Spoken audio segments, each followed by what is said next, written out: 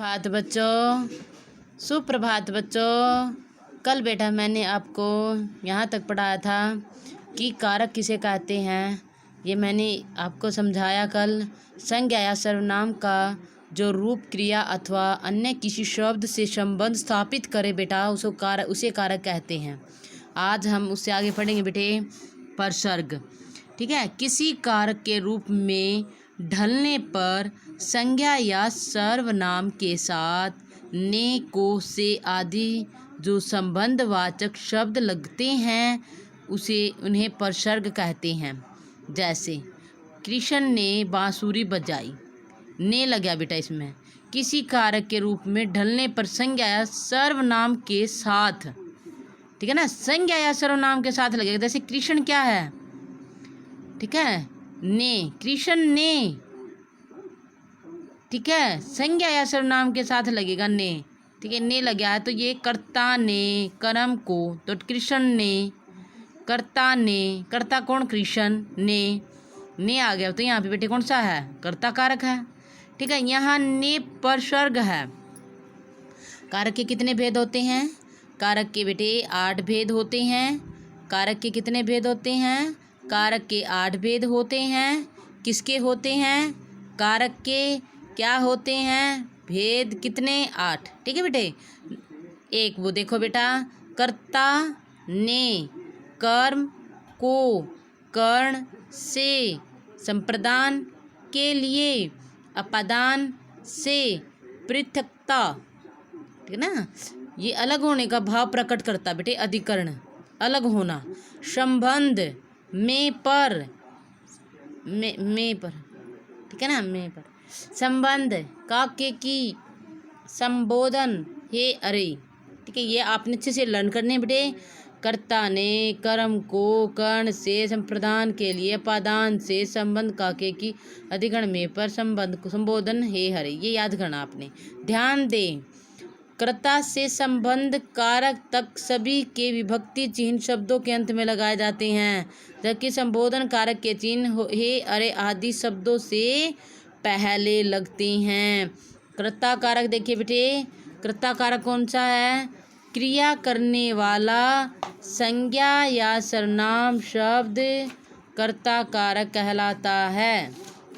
ठीक है बेटे, क्या कहलाता है?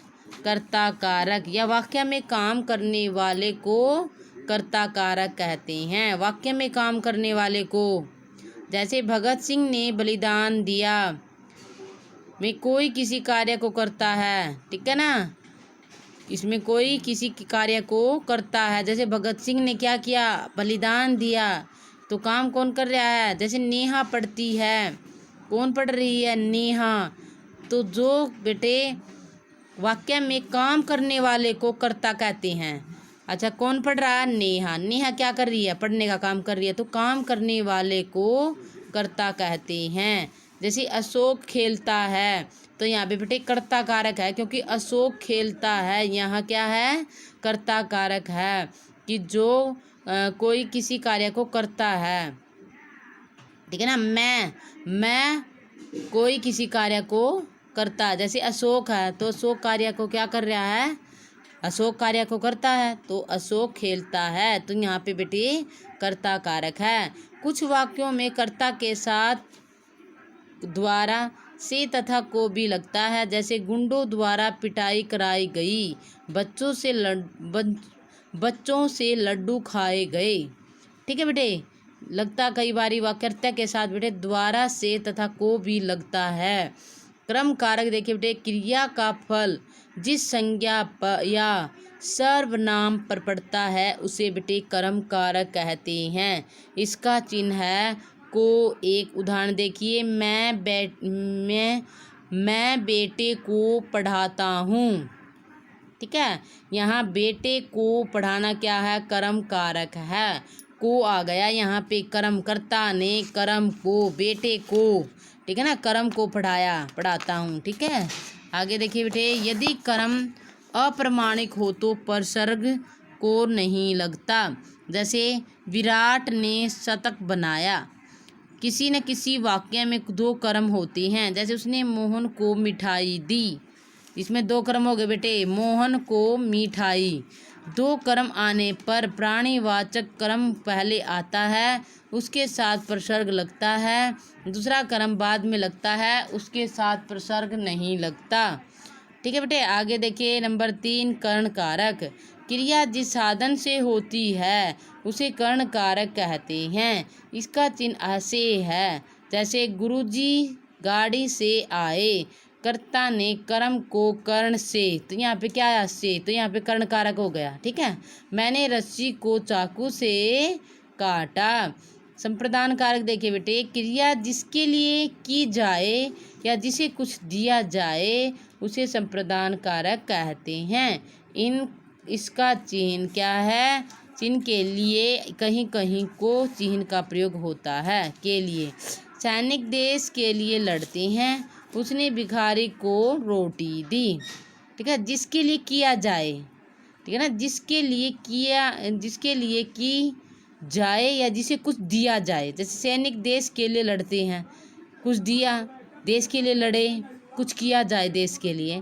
उसने भिखारी को रोटी दी, यहाँ पे कुछ दिया जाता है तो यहाँ पे बेटे संप्रदान कारक होगा। अपादान कारक, जो संज्ञा या सर्वनाम क्रिया के साथ अलगाव प्रकट करता है उसे अपादान कारक कहते हैं। जिसका चिन्ह क्या है, से। बच्चा स्कूल से आया, कर्ता ने कर्म को कर्ण से संप्रदान के लिए अपादान से अलग होने की बात आती है बेटे। इसमें बच्चा स्कूल से आया, कहाँ से आया, स्कूल से आया, तो स्कूल से अलग हो गया।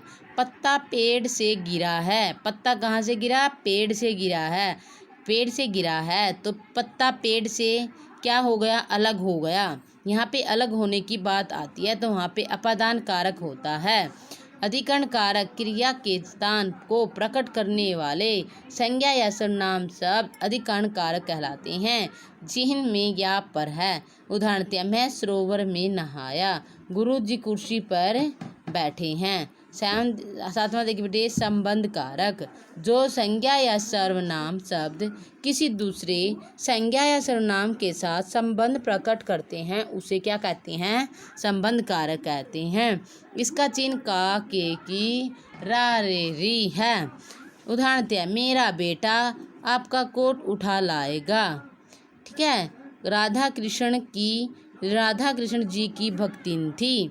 जो संज्ञा या सर्वनाम किसी दूसरे संज्ञा या सर्वनाम के साथ संबंध प्रकट करते हैं बेटे, जिसमें क्या आएगा, का, के, की, रा, रे, री, ये आएंगे इसके अंदर। जैसे मेरा, रा आ गया, आपका का आ गया, रा, रे, री, का, के, की आए। ठीक है, या फिर ये लगाओ, जो संज्ञा या सर्वनाम शब्द किसी दूसरे संज्ञा या सर्वनाम के साथ संबंध प्रकट करता है उसे कारक कहते हैं। 8 संबोधन कारक देखिए बेटे, किसी को पुकारने के लिए काम आने वाले संज्ञा शब्द संबोधन कारक कहलाते हैं। हे राम, हे रोहन, अरे ओ आदि ये संबोधन कारक है जिसमें संबोधन किया जाए। जैसे हे बालक इधर आओ, तो बालकों को क्या किया गया, संबोधन किया गया बालक को, तो हे बालक इधर आ। ठीक है बेटे, तो ये आपका बेटे चैप्टर समाप्त हो गया है। ये 8 मैंने आपको 8 जो इसके भेद थे वो आपको विस्तार पूर्वक से मैंने आपको बता दिए बेटे। सभी बच्चे इन भेदों को अच्छे से लर्न करें। जब तक आपको बेटे कारक क्या है, कारक के कितने भेद होते हैं, कारक किसे कहते हैं, इनकी परिभाषाएं आपको अच्छे से लर्न हो, और कारक के 8 भेद होते हैं वो अच्छे से लर्न हो, तभी आप पहचान पाओगे। जैसे मैं कहती हूँ राम ने खाना खाया, ने आया तो कर्ता ने कर्म को, तो ये भी ध्यान रखे बेटा। ओके।